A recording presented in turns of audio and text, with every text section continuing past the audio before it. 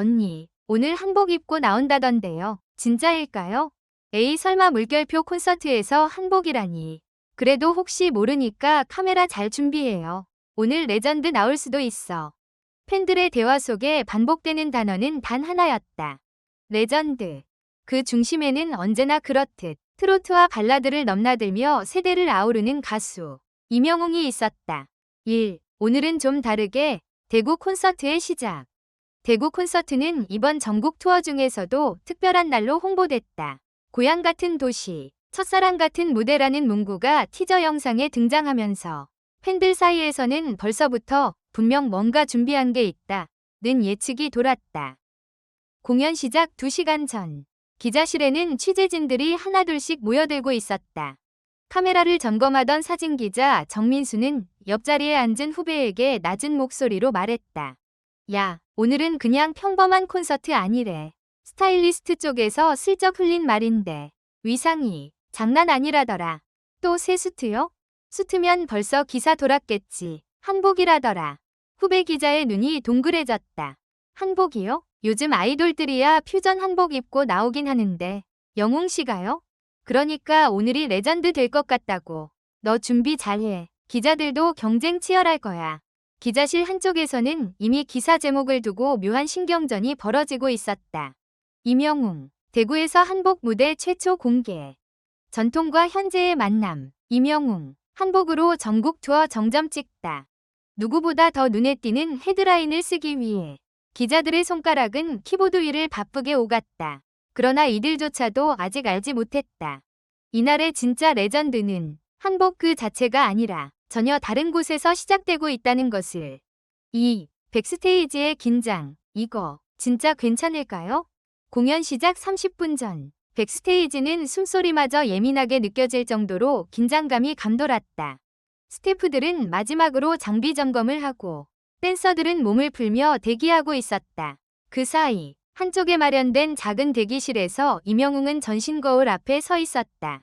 오늘 그가 입은 옷은 유려한 곡선이 돋보이는 남색 한복 도포와 하얀 저고리, 그리고 은은하게 빛나는 금색 문양이 새겨진 허리띠였다. 어깨선, 소매 길이, 도포의 아래로 떨어지는 각도까지 어느 하나 허투루 만든 곳이 없었다. 영웅 씨, 불편한 데는 없어요? 스타일리스트 지연이 조심히 물었다.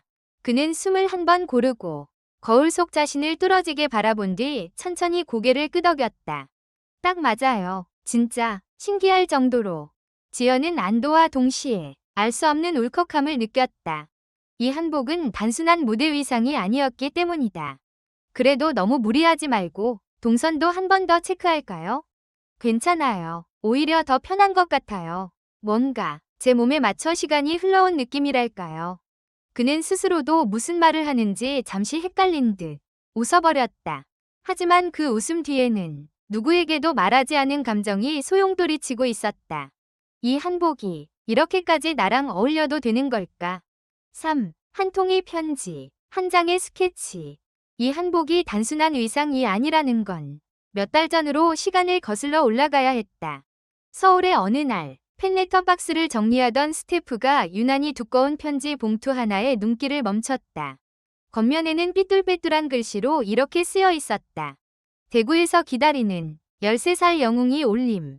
스태프는 미소를 지으며 편지를 책상 위에 올려두었고 그날 밤 스케줄을 마친 이명웅이 하나씩 편지를 읽다가 그 봉투 앞에서 손을 멈췄다. 봉투 안에는 길게 쓴 편지와 함께 손으로 그린 스케치 한 장이 들어있었다. 스케치에는 작은 캐릭터가 그려져 있었다. 눈웃음이 예쁜 소년이 마이크를 들고 서 있었고 그의 옷은 전통 한복이었다. 옆에는 또렷하게 글씨가 쓰여 있었다. 형, 언젠가 대구에 올 때 한복 입고 노래해주면 안 돼요? 내가 상상으로 그린 대구 영웅 키링이에요. 편지의 마지막에는 이런 문장이 있었다. 형이 가끔 나는 아직도 부족하다고 말할 때마다 속상해요. 형이 입는 옷, 부르는 노래, 서 있는 무대, 다 형이니까 좋아요. 근데 한복 입은 형은 상상만 해도 더 멋있을 것 같아요. 형이 내 영웅인 것처럼 형도 자기 자신을 더 좋아해 줬으면 좋겠어요. 이명웅은 그 편지를 여러 번 반복해서 읽었다. 조용한 대기실에 종이 넘기는 소리만 희미하게 울렸다. 13살, 대구 영웅이. 그는 입안으로 작은 웃음을 흘리며 손가락으로 스케치의 선을 따라가듯 쓸어내렸다. 그날 새벽, 그는 그 그림을 휴대폰으로 찍어 저장해두고 스태프들에게 조심스레 말을 꺼냈다. 대구 콘서트 때 한복 무대 한번 해볼까요? 한복이 딱 맞아요. 기자들이 먼저 놀라다. 드디어 공연 시작. 오프닝 무대와 몇 곡의 히트곡이 끝난 뒤 조명이 천천히 어두워졌다. 관객석에서는 이상한 기척을 감지한 듯 조용한 기대감이 흘렀다. 뭐야? 벌써 콘셉트 무대 들어가는 거야? 설마 오늘 그 티저에 나온 거, 그거 하는 건가? 그 순간 무대 뒤편에서 은은한 국악 선율이 흐르기 시작했다. 장구와 대금, 피아노가 어우러진 편곡이었다. 스크린에는 고요한 새벽의 한옥마당이 펼쳐지고 한 줄 자막이 천천히 떠올랐다. 시간이 흘러도 마음이 기억하는 건 늘 당신의 목소리입니다. 그리고 그가 걸어 나왔다. 남색 도포 자락이 조명 아래에서 부드럽게 흔들렸다. 하얀 저고리와 고급스러운 비단 허리띠, 단정하게 묶은 머리, 그 어느 것 하나 과하지 않았다. 그러나 전체적으로 완벽했다. 이질적이지 않고 오히려 너무나 자연스럽게 그에게 어울렸다. 기자석에서 먼저 탄성이 터져 나왔다. 와, 이건 진짜 레전드다. 한복이 이렇게까지 잘 어울린다고? 아니, 그냥 원래 저렇게 태어난 사람 같은데?